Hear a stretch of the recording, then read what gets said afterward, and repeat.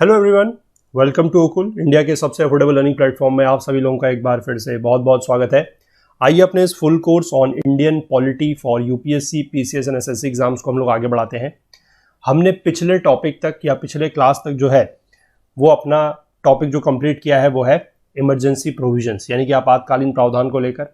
और मैंने आपको उस लेक्चर में बताया था कि अगले लेक्चर से जो है हम लोग एग्जीक्यूटिव का पार्ट स्टार्ट करेंगे। ठीक है, तो अगर आप लक्ष्मीकांत की बुक में देखेंगे तो एग्जीक्यूटिव का ही पार्ट है उसके आगे, लेकिन बीच में थोड़ा सा क्या है कि हम लोग एक बार वापस से अपनी जो एनसीईआरटी है क्लास 11th की, इंडियन कॉन्स्टिट्यूशन एट वर्क, ठीक है, उसको भी साथ साथ हम लोग कर रहे हैं, क्योंकि वो भी उसमें भी जो पॉइंट जहां पर हमारा कोर्स के साथ जिस तरीके से जो भी चैप्टर अलाइन हो रहा है उसको हम वहां पर कंप्लीट कर रहे हैं। ठीक है, तो इसी कड़ी में हम लोग जो है आज स्टार्ट करेंगे चैप्टर 3 जो है उसका। ठीक है, इलेक्शन एंड रिप्रेजेंटेशन, क्योंकि हमें पता है कि एग्जीक्यूटिव कौन होते हैं, हमें थोड़ा बहुत आइडिया है एग्जीक्यूटिव कौन होते हैं, जो लेजिस्लेचर में से निकल के आते हैं। ठीक है, और लेजिस्लेचर कहां से आएंगे? लेजिस्लेचर आएंगे इलेक्शंस के through.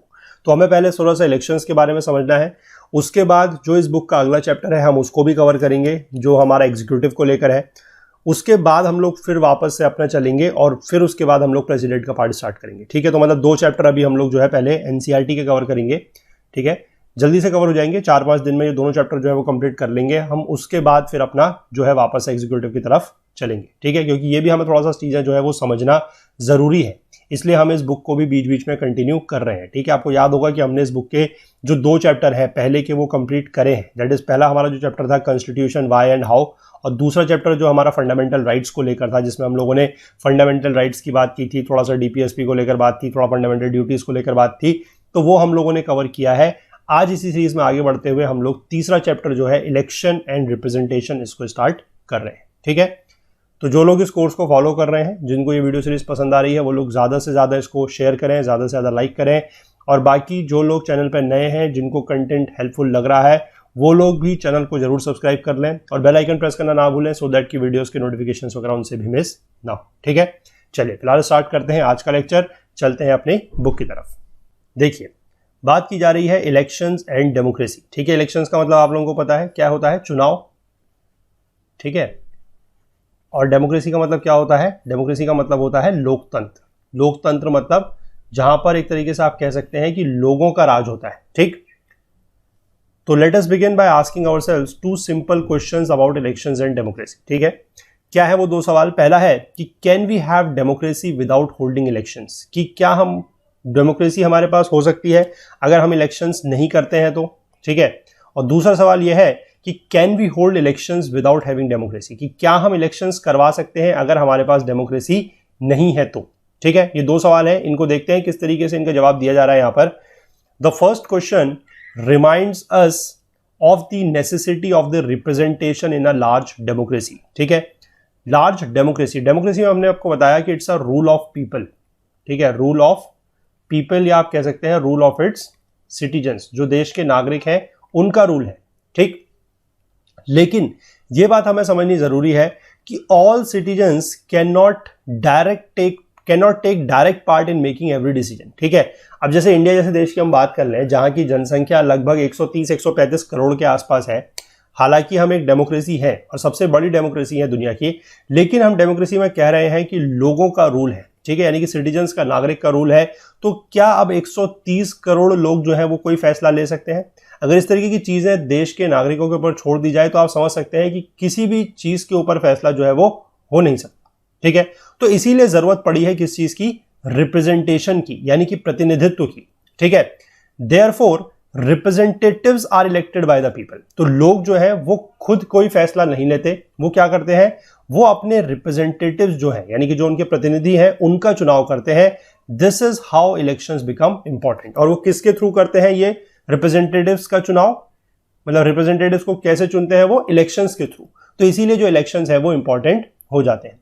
Whenever we think of India as a democracy, our mind invariably turns to the last elections। जो पिछले इलेक्शन होते हैं हमारा ध्यान उनकी तरफ चला जाता है जब हम इंडिया में डेमोक्रेसी की बातें सोचते हैं या याद करते हैं तो। ठीक है, elections have today become the most visible symbol of the democratic process, यानी कि जो डेमोक्रेटिक प्रोसेस है उसका सबसे ज्यादा विजिबल सिंबल अगर हम बात करें तो वो क्या रह गया है?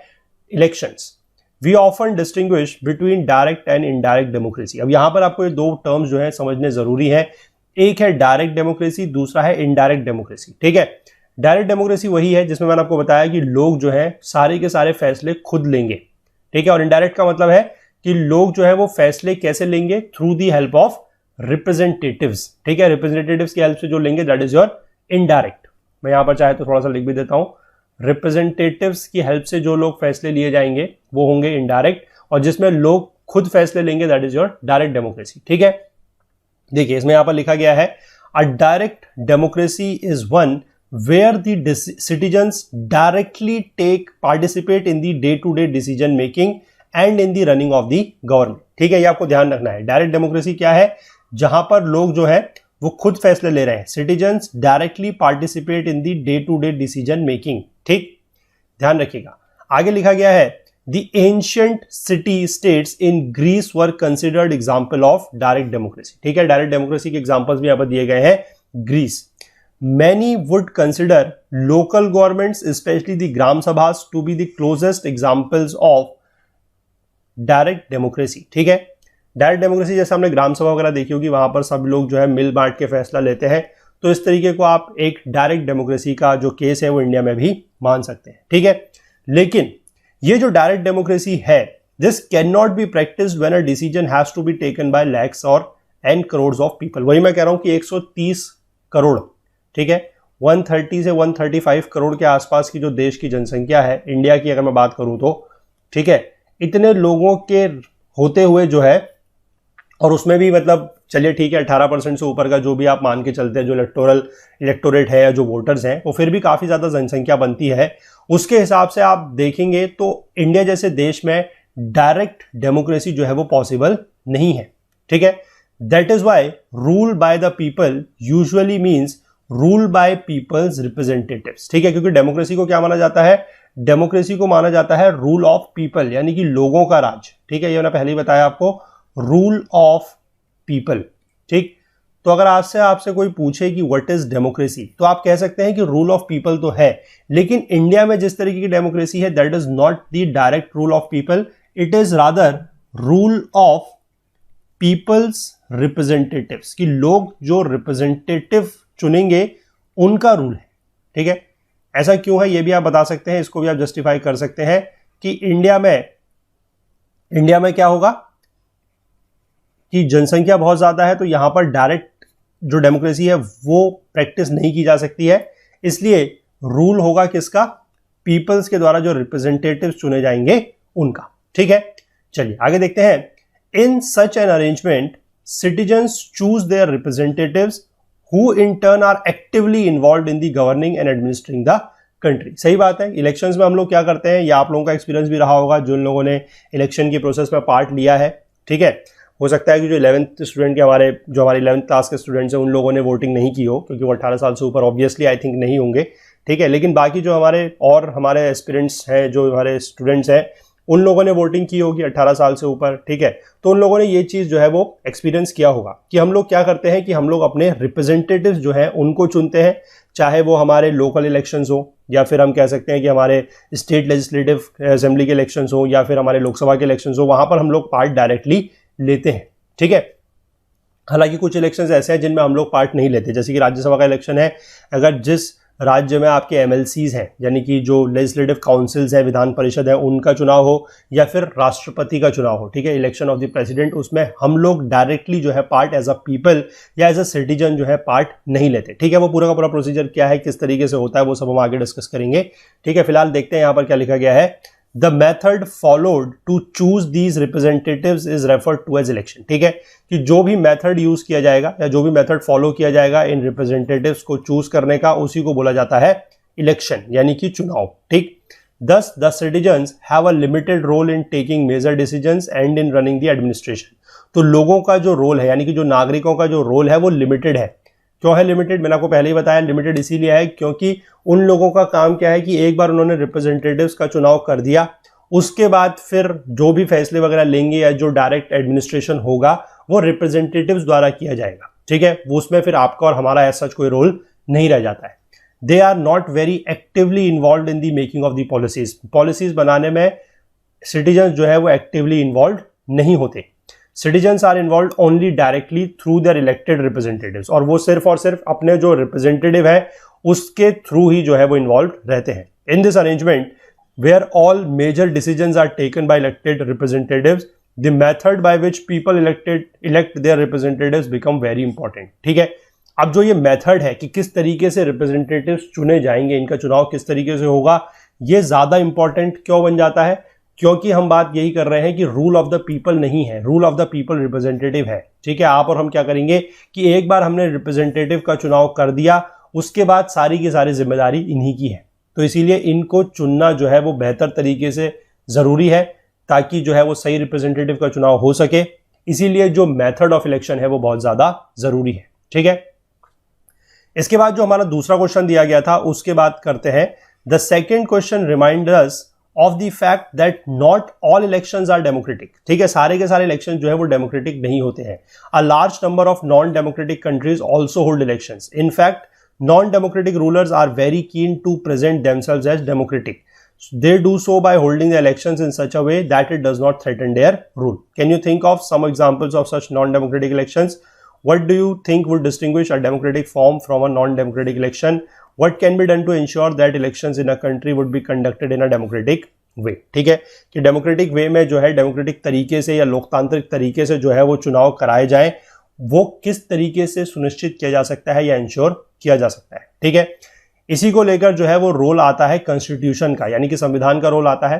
The constitution of a democratic country lays down some basic rules about elections. ठीक है, कि किस तरीके से इलेक्शंस वगैरह कराए जाएंगे, पूरा प्रोसीजर क्या होगा, कौन करेगा, कौन वोट देगा, कौन उसमें इलेक्शंस में खड़ा हो सकता है, कौन इलेक्शन कंटेस्ट कर सकता है, ये सारी की सारी बातें जो है वो कॉन्स्टिट्यूशन में बहुत ही ज्यादा क्लियरली तरीके से डिफाइंड होती हैं। ठीक है, The details are usually left to be worked out by laws passed by the legislature. मतलब उसमें एक बेसिक प्रोसीजर तो दिया जाएगा, लेकिन उसका जो पूरा का पूरा जो डिटेल वगैरह है वो फिर लॉज मेड बाय द या laws pass by the legislature पर छोड़ दिया जाएगा। ठीक है, बेसिक रूल्स क्या क्या है?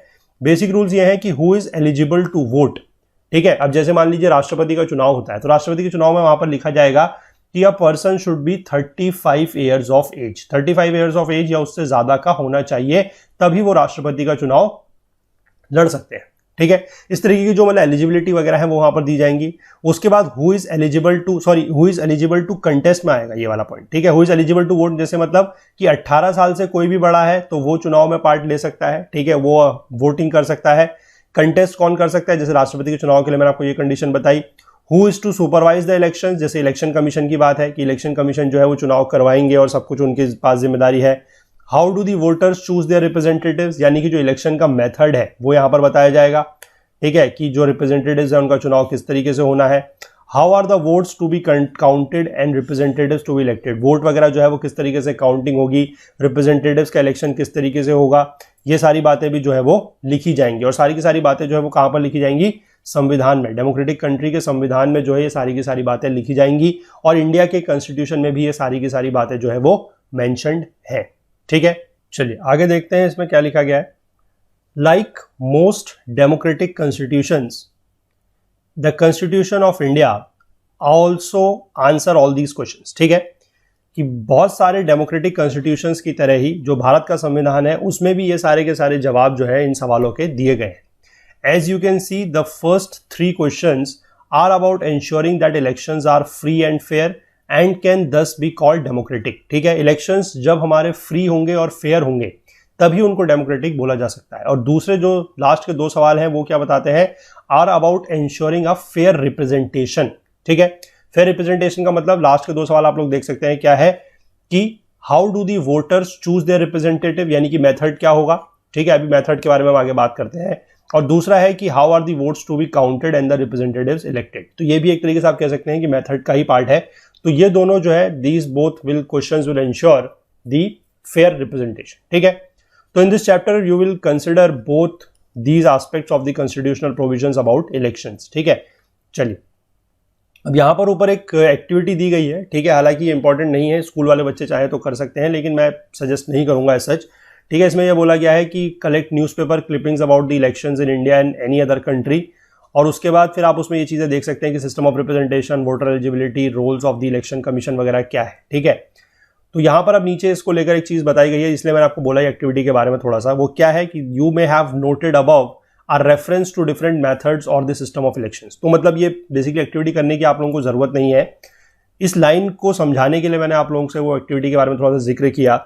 इसमें लिखा गया है कि above, you may have noted above. अब वो अबव का मतलब क्या है वो एक्टिविटी में, are reference to different methods, यानी कि हर देश में जो है वो हो सकता है कि मेथड ऑफ इलेक्शन जो हो वो अलग अलग हो, या फिर जो सिस्टम ऑफ इलेक्शन हो वो अलग अलग हो। ठीक है, you may have wondered what these were all about. हो सकता है कि आप लोगों ने अगर अलग अलग जगह के बारे में सुना भी हो कभी, तो आप लोगों को ये मतलब कभी महसूस हुआ हो कि अलग अलग इस तरीके का क्यों है। यू मे हैव सीन और read about different methods of electioneering और campaigning in the elections, but what are different methods of elections. Elections के डिफरेंट मेथड होते क्या है। There is a system of conducting elections, there are authorities and rules about dos and don'ts, कि क्या किया जा सकता है क्या नहीं किया जा सकता है। Is that what election system is all about. क्या इलेक्शन सिस्टम इसी सब चीजों के बारे में है। You may have wondered why the constitution needs to write down how the votes are to be counted and representatives elected. Isn't that very obvious? People go and vote, the candidates who get highest votes gets elected. That is what elections are all over the world. Why do we need to think about it? ठीक है, मतलब बहुत basic से सवाल दिए गए हैं। मैं कहूँगा कि जो स्कूली स्टूडेंट्स हैं उन लोगों के लिए काफ़ी एक बेसिक से सवाल हो सकते हैं। ठीक है, क्योंकि देखिए उन्होंने वोटिंग वगैरह में अभी तक पार्ट लिया है नहीं। ठीक है, और बाकी उन लोगों को इतना मैं कहूँगा कि मतलब नॉलेज हो सकता है कि आप में से कुछ को ज़रूर हो, बहुत अच्छी बात है, लेकिन ज़्यादातर को इस एज में, जो आप लोगों की एज है 11-12 वाली, वहाँ पर इन चीज़ों से ज़्यादा आप लोगों का सरोकार है नहीं, क्योंकि आप इस प्रोसेस में इन्वॉल्व है नहीं। तो आप लोगों को लगेगा कि ये हमारे जानने के लिए ऐसा ज़्यादा ज़रूरी नहीं है। जिन लोगों को पता है, जो पूरी प्रोसेस जानते हैं कि किस तरीके से इलेक्शन होते हैं, किस तरीके से वोटों की काउंटिंग होती है, क्या होता है, वो बहुत अच्छी बात है। ठीक है, I am really appreciating them. लेकिन जिन लोगों को नहीं पता है, कोई बात नहीं, अभी आप लोग जैसे जैसे चीज़ें पढ़ेंगे, जैसे जैसे इस पूरे के पूरे सिस्टम में आप लोग शामिल होंगे, एक आध साल के बाद आप लोग वोटिंग करना शुरू करेंगे, तो फिर आप लोग भी सब चीज़ें अच्छे से समझ जाएंगे। ठीक है, तो यहाँ पर ये बड़ा सा ऑब्वियस सवाल दिया गया है कि इस तरीके के पूरे प्रोसीजर को कॉन्स्टिट्यूशन में लिखने का और पूरा इतना सब कुछ करने की ज़रूरत क्या है। बहुत सिंपल सी बात है कि लोग जाते हैं, वोटिंग करते हैं, रिप्रेजेंटेटिव जिसको सबसे ज़्यादा वोट मिलते हैं वो जीत जाता है। पूरे के पूरे विश्व में इसी तरीके से होता है। तो इसके बारे में सोचने समझने और इतना ज़्यादा लिखने के बारे में ज़रूरत क्यों है। ठीक है, तो ज़रूरत क्यों है, देखिए, because this question is not as simple as it appears to us. ये सवाल जो है इतना ज़्यादा आसान नहीं है। ठीक है, हालांकि अभी अगर आप लोगों को आसान लग रहा होगा, तो अभी मैं जब आप लोगों को एक मेथड बताऊंगा आगे जाके, प्रेसिडेंट का जिस तरीके से इलेक्शन होता है हमारे देश में, that is your known as proportional representation with single transferable vote. तो आप देखेंगे कि उसको थोड़ा सा अगर आप समझ जाएंगे, जिन लोगों को पता है तो बहुत अच्छी बात है, वो लोग समझते होंगे कि ये जो पूरा का पूरा प्रोसेस है इतना सिंपल भी एज सच नहीं है। ठीक है, और स्पेशली जो इंडिया में जिस तरीके का प्रेसिडेंट इलेक्शन जिस तरीके से होता है, proportional representation with single transferable vote, वो एक थोड़ा सा कॉम्प्लेक्स प्रोसेस है। आप लोगों को मैं आगे जाके वो समझाऊंगा पूरा एग्जाम्पल के साथ कि किस तरीके से वोटों की काउंटिंग वगैरह वहां पर होती है। तो आप लोग अपने आप समझ जाएंगे कि ये प्रोसेस वाकई में इतना आसान नहीं है, और इसके बारे में जानना, इसके बारे में लिखना जो है वो जरूरी भी है। ठीक है, we have got so used to our system of elections that we think that there can not be any other way. ठीक है, कि हम लोगों को मतलब जिस तरीके से हम लोग इलेक्शंस वगैरह में पार्ट लेते आए हैं, तो हमें लगता है कि इलेक्शन का और कोई तरीका नहीं हो सकता, यही जो तरीका चल रहा है ये सही है। लेकिन in a democratic election people vote and their preferences decides who will win the contest. ठीक है, यही होता है कि लोग जो है वो चुनाव करते हैं, मतलब चुनाव में पार्ट लेते हैं, और उनकी हिसाब से जो प्रेफरेंस में वोट देते हैं, वो जिस कैंडिडेट को सबसे ज़्यादा वोट मिलते हैं वो जीत जाता है। But there can be very different ways in which people make their choices and very different ways in which their preferences can be counted. ये अलग अलग तरीके हो सकते हैं। ठीक है, इसी के हिसाब से मैं आप लोगों को चीज़ें जो है वो बता रहा हूँ कि अलग अलग जो मेथड है वो इसीलिए बने हैं। These different rules of the game can make a difference to who the winner of the game will be. ठीक है, कि अलग अलग अगर रूल बनेंगे तो उससे फिर ये निर्भर कर सकता है कि चुनाव जीतेगा कौन, इलेक्शन जीतेगा कौन। Some rules can favour bigger parties, कुछ रूल्स ऐसे हो सकते हैं जो बड़ी पार्टियों को सपोर्ट करें, कुछ रूल्स ऐसे हो सकते हैं जो स्मॉलर प्लेयर्स हैं, मतलब जो छोटी पार्टियां हैं उन लोगों को फेवर करें। Some rules can favour the majority community, कुछ मेजॉरिटी कम्युनिटीज को फेवर कर सकते हैं, कुछ माइनॉरिटीज को प्रोटेक्ट कर सकते हैं। तो इस तरीके की चीजें जो है वो हो सकती है। ठीक है, एक यहाँ पर एग्जाम्पल दिया गया है, इसको थोड़ा सा समझते हैं ये क्या है। यहाँ पर एक नाम दिया गया है, ये भी एक मेथड है इलेक्शन का, that is known as first past the post system. ठीक है, फर्स्ट पास्ट द पोस्ट, इसको आप देखेंगे कहीं पर FPTP भी लिखा जाता है, FPTP system, first past the post, या फिर आप देखेंगे FPS, ठीक है, first pass the post system या फिर FPTP सिस्टम, ये दोनों नाम से इसको जाना जाता है। ठीक है, क्या है ये? बहुत ही आसान है, जो जनरल इंडिया में होता है, जिस तरीके के इलेक्शंस में आप और हम पार्टिसिपेट करते हैं, ठीक है, चाहे वो लोकल हमारे जो इलेक्शन होते हैं उसमें जाएगी, म्यूनसिपैलिटीज़ वगैरह के जो इलेक्शन होते हैं उसमें, या फिर जो लेजिस्लेटिव असेंबली के इलेक्शंस होते हैं उसमें, या फिर जो हम लोग लोकसभा के इलेक्शंस में पार्ट लेते हैं उसमें, वो सारा का सारा जो है that is your FPTP system only. ठीक है, first pass the post system. ठीक, अब देखिए उसमें क्या दिया गया है, यहाँ पर थोड़ा सा बुक में किस तरीके से समझाया गया है वो हम देखते हैं। बोला गया है इस न्यूज़पेपर क्लिपिंग को देखने के लिए, और इस न्यूज़पेपर क्लिपिंग में आपको बहुत साफ साफ बड़े बड़े शब्दों में दिखाई दे रहा है कि पहली बार कांग्रेस को 3/4 बहुमत, मतलब कोई इलेक्शन हुए हैं और उस इलेक्शन में कांग्रेस जो पार्टी है उसको 3/4 बहुमत यानी कि 3/4 मेजोरिटी मिली है। ठीक है, और यहाँ पर अगर आप थोड़ा सा देखेंगे तो ये डेट जो यहाँ पर दी गई है ये है 30 दिसंबर 1984 की। ठीक है, यानी कि 1984 में जिस समय चुनाव हुए थे उस समय कांग्रेस को 3/4 बहुमत जो है वो मिला था। ठीक है, अब देखिए यहां पर यही चीज समझाई गई है कि कब की बात है, क्या है, it talks of one historic moment in India's democracy. ठीक है, हिस्टोरिक मोमेंट कब का था? जब लोकसभा इलेक्शन हुए थे 1984 में, तो Congress party came to power winning 415 out of 543 Lok Sabha seats. जो हमारी टोटल लोकसभा सीट्स है कितनी है? 543, 543, उनमें से कांग्रेस पार्टी जो है वो जीत जाती है 415। ठीक है, और इसी के बाद जो है राजीव गांधी जो है इसी के बाद जो है प्राइम मिनिस्टर बनते हैं। ठीक है, और 1984 में ही आप लोगों को पता है कि इलेक्शन क्यों हुए थे, क्योंकि 1984 में आप लोगों को पता है कि इंदिरा गांधी का असैसिनेशन हुआ था, और यह भी माना जाता था उस समय कि कांग्रेस को काफी ज्यादा इस तरीके के सेंटिमेंटल वोट्स जो थे वो ज्यादा मिले थे उस समय। ठीक है, क्योंकि लोगों का एक इमोशनल अटैचमेंट था इंदिरा गांधी के साथ, तो उनके जब असैसिनेशन हुआ था, जब उनकी हत्या हुई थी 1984 में ही, तो उसके बाद ये माना जाता था कि कांग्रेस को काफी ज्यादा जो है सेंटिमेंटल वोट इस बार मिले थे, और इसीलिए कांग्रेस के इतनी ज्यादा जो है वोट मिले थे। और आज तक की हिस्ट्री में जो है किसी भी पार्टी द्वारा लोकसभा में जीते गई ये सबसे ज्यादा नंबर ऑफ सीट्स है। ठीक है, हाईएस्ट। इसीलिए यहां पर लिखा गया है कि more than 80% of the seats जो है वो उनको मिली थी। Such a victory was never achieved by any party in the Lok Sabha. ठीक है, what did this election show? ये इलेक्शन क्या शो करता है देखते हैं। ठीक है, थोड़ा सा उसको समझते हैं। यहां पर अब हम Congress party one 4/5 of the seats. 4/5 मतलब वही 80% हो गया। Does it mean that 4 out of 5 Indian voters voted for the Congress party? अब देखिए, सोचने में अगर हम इसको देखें तो बड़ा मतलब एक तरीके से कह सकते हैं कि ऐसा लग सकता है। 4/5 अगर सीट्स मिली है, यानी कि जितनी टोटल सीट्स है उसमें से 4/5 इज 80%, इतनी सीटें मिली है, तो इसका मतलब क्या है कि जितने वोटर्स हैं, यानी कि जैसे आप हैं, हमें, जिन्होंने भी वोट दिया होगा, क्या हर 5 में से 4 व्यक्ति ने जो है कांग्रेस को वोट दिया होगा? ऐसा हुआ होगा क्या? ये सवाल तो मन में आता है बिल्कुल, लेकिन ऐसा नहीं हुआ। एक्चुअली नॉट, ऐसा नहीं हुआ। ठीक है, अब देखते हैं क्या हुआ इसका मतलब। Take a look at the enclosed table. यहां नीचे एक टेबल दी गई है, उसमें कुछ चीज समझाई गई है। देखिए क्या लिखा गया है कि Congress party got 48% of the votes. ठीक है, अगर हम वोट शेयर की बात करें तो कांग्रेस पार्टी को सिर्फ और सिर्फ 48% वोट्स मिले हैं। और आपको ध्यान रखना है कि सीट्स कितनी मिली है? 80% से ज्यादा सीट्स मिली है। ठीक है, 80% मिनिमम मान लीजिए, 80% से ज्यादा सीट मिली है, लेकिन वोट शेयर कितना है? सिर्फ और सिर्फ 48%।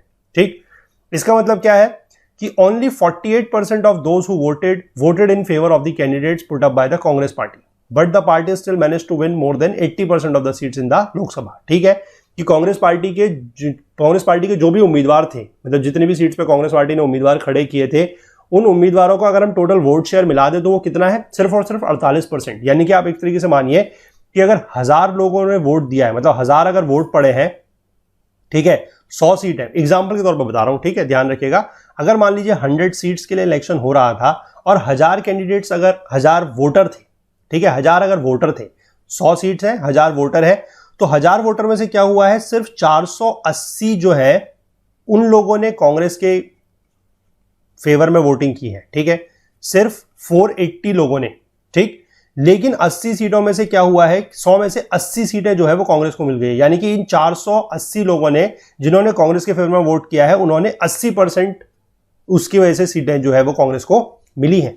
ठीक है, ये चीज हुई है, इसको समझना है आपको कि ऐसा नहीं है कि 480 लोगों ने अगर कांग्रेस को वोट दिया है तो यहां पर भी 48% ही सीटें मिली हैं, यानी कि 100 में से 48 सीटें मिली है, ऐसा नहीं है। ठीक है, यही चीज जो है वो जनरली होती है।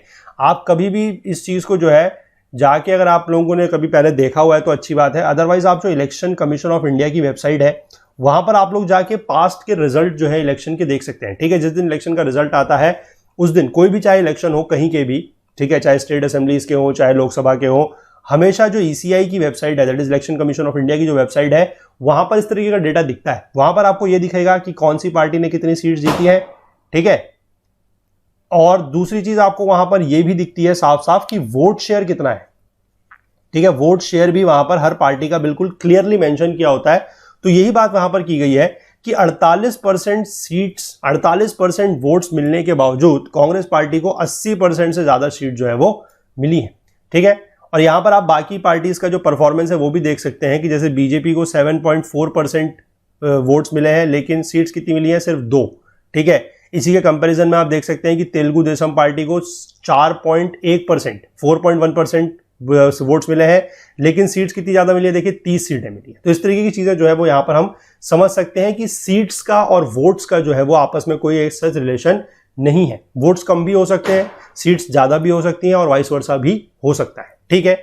अब this happened because in our country we follow a special method of elections under this system. इस सिस्टम में क्या होता है कि the entire country is divided into 543 constituencies, ठीक है। हमारे देश में 543 जो सीट्स की हम बात कर रहे हैं वो एक्चुअल में क्या है, कंस्टिट्यूएंसीज। कंस्टिट्यूएंसीज मतलब क्या होती है, निर्वाचन क्षेत्र। आप लोगों को पता होगा कि आप लोगों की कंस्टिट्यूएंसी वगैरह कौन सी है, ठीक है। जो लोकसभा की कंस्टिट्यूएंसी होती है वो अलग होती है और जो विधानसभा की कंस्टिट्यूएंसी होती है वो अलग होती है, ये भी आपको पता होना चाहिए, ठीक है। Each constituency elects one representative. अब हर जो कंस्टिट्यूएंसी है उससे एक ही रिप्रेजेंटेटिव चुना जाता है। वहां पर क्या है कि बहुत सारे जो लोग हैं वो इलेक्शन लड़ेंगे, लेकिन हर कंस्टिट्यूएंसी से सिर्फ एक ही व्यक्ति जो है वो जीतता है। And the candidates who secure the highest number of votes in that constituency is declared elected. यानी कि जिसको भी हाईएस्ट नंबर ऑफ वोट्स मिलेंगे वो उस कंस्टिट्यूएंसी का विजेता माना जाएगा, ठीक। It is important to note that in this system whoever has more votes than all other candidates is declared elected। बस ये आपको बात समझ के चलनी है, ठीक है। The winning candidate need not secure a majority of the votes। This method is called the first past the post FPTP system, ठीक।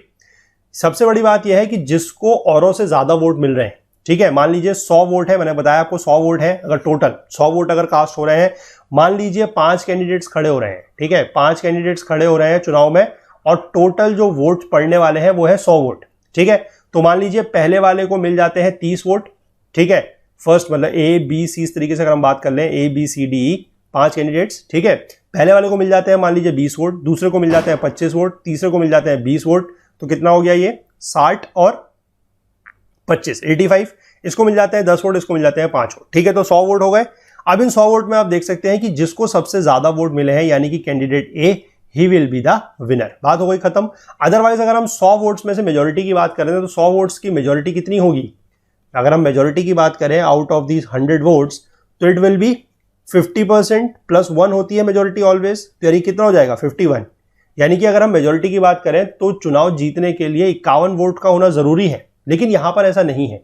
इसीलिए इस मेथड को बोला जाता है first past the post system, ठीक है। यानी कि आप औरों से अगर आगे हैं तो आपका काम जो है वो बन गया और आप जो है विनर बन जाएंगे। बात खत्म हो गई। 30% वोट आपके पास है, मतलब 30 वोट आपको मिल गए, लेकिन आपके वोट जो है वो सबसे ज्यादा है, यानी कि बाकी के औरों के जो वोट है वो आप सभी के वोट आपसे कम है, तो आप जो है विनर हो जाएंगे, ठीक है। यही चीज जो है वो first pass the post system है। और हमारे देश में आप याद रखिएगा जो भी लोकल इलेक्शन है, स्टेट लेजिस्लेटिव असेंबली के इलेक्शन है, लोकसभा के इलेक्शन है, वो सब इसी तरीके से होते हैं। मतलब जिस भी इलेक्शन में हम लोग डायरेक्टली पार्ट लेते हैं, ठीक है, जिसमें भी हम लोग वोटिंग करते हैं, वो सारे के सारे यही वाले मेथड्स हैं, FPTP सिस्टम, ठीक।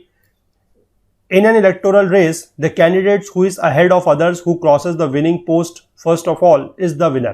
This method is also called the plurality system.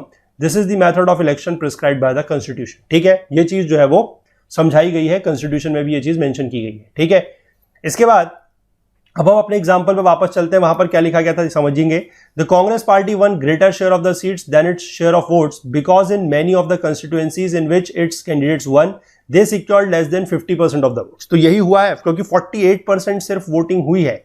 जो कांग्रेस का वोट शेयर है वो कितना है 48%, लेकिन जीते कितने हैं 415 सीट, यानी कि 80% से ज्यादा सीट्स। तो यानी कि आप ये कह सकते हैं कि मेजोरिटी ऑफ द कंस्टिट्यूएंसीज में क्या हुआ होगा कि ये जो मेथड है FPTP सिस्टम के आधार पर, जैसे यहां पर मैंने आपको दिखाया कि ये कैंडिडेट जो A है वो सिर्फ 30% वोट लेके भी जीत गया है, ठीक। तो उसी तरीके से मेजॉरिटी ऑफ द कंस्टिट्यूएंसीज में क्या हुआ होगा कि जो वोटर है यानी कि जो जीता है, जो इलेक्टेड कैंडिडेट है, जो विनिंग कैंडिडेट है, उसको 50% से कम वोट मिले होंगे और एफपीटीपी सिस्टम के आधार पर वो विनर बन गया है। तो यही चीज वहां पर हुई होगी। ठीक है, if there are several candidates the winning candidate often gets much less than 50% of the votes. ठीक है, यानी अगर बहुत ज्यादा कैंडिडेट होते हैं किसी भी अगर कंस्टिट्यूएंसी में, अगर चुनाव लड़ने वाले लोग बहुत ज्यादा हैं, तो विनिंग कैंडिडेट को फिर 50% से कम वोट मिलना बहुत स्वाभाविक है। ठीक है, the votes that go to all the losing candidates go waste for those candidates or parties get no seat from these votes। ठीक है, मतलब जो जीत रहा है, जिसको सबसे ज्यादा वोट मिल रहे हैं वो तो ठीक है, अदरवाइज जो लोगों के कम वोट है, मतलब जिन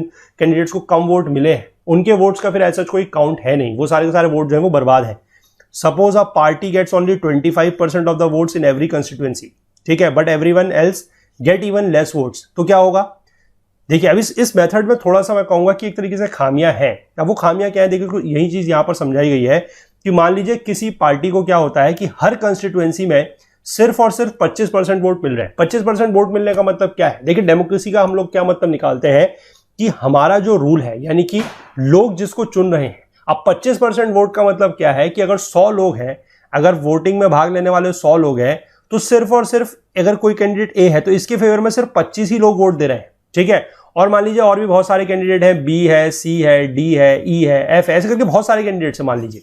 ठीक है, तो इन सब में से जो वोट्स हैं, यानी कि इन सब के जो वोट है, किसी के वोट 25% से ज्यादा नहीं है, तो क्या होगा? इस मेथड के आधार पर ए जीत जाएगा। लेकिन यह बात को समझना बहुत ज्यादा जरूरी है कि ए जो है वो सिर्फ 25% लोगों की ही तो पसंद है, बाकी 75% लोगों की पसंद का क्या होगा? समझ पाए आप? क्योंकि 75% लोगों की जो पसंद है वो तो यहां थी, बी से लेकर एफ तक, या इससे और भी ज्यादा लोग अगर होंगे तो। ठीक है, सिर्फ 25% लोगों की जो पसंद थी वही यहां पर जो है चुनाव जीत गए। ठीक है, तो इसीलिए यहां पर लिखा गया है कि in that case the party could win all the seats with only 25% of the votes और इवन लेस। तो ये चीज हम, मतलब ये आप कह सकते हैं कि इसका एक बहुत बड़ा ड्रॉबैक है।